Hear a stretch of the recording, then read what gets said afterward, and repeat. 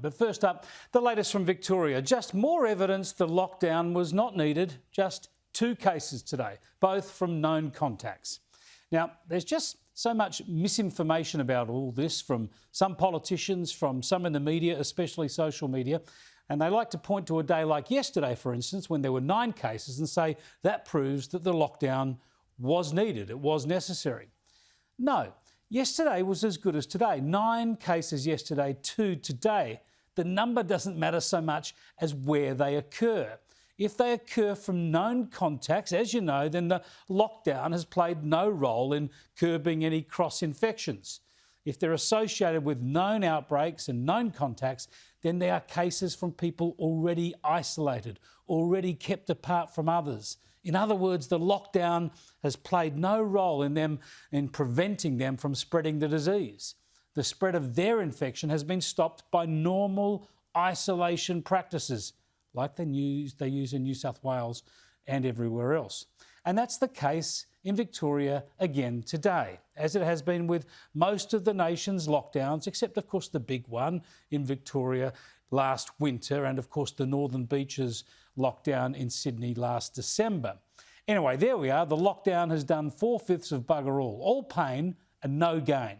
Yet, as we know, at the end of this week, what the Victorian government will do is announce that they're easing their restrictions. They won't go back to where they were 2 weeks ago. They'll just ease their restrictions back a notch or two, and they'll claim their lockdown worked.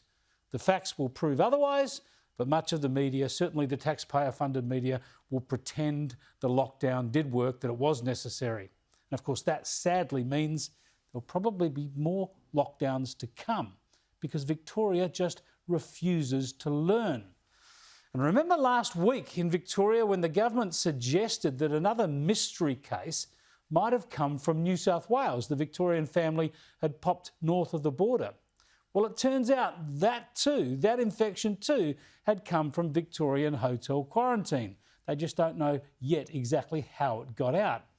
So just on that, there were figures revealed today that show that since last spring, in other words, since after Victoria's main COVID disaster, the stats show that the virus has leaked from hotel quarantine in Victoria at 1 leak for every 42 positive cases in quarantine. Now, that's almost 3 times the leaking rate from New South Wales, which has processed nearly 4 times as many infected cases and only leaked the infection once for every 120 cases. So overall, only about 1% of the people who go into quarantine turn out to be infected. And Victoria leaks 1 in every 42 of that 1%, and New South Wales 1 in 120 of that 1%. So as I keep saying, hotel quarantine works. It's just that Victoria keeps stuffing it up.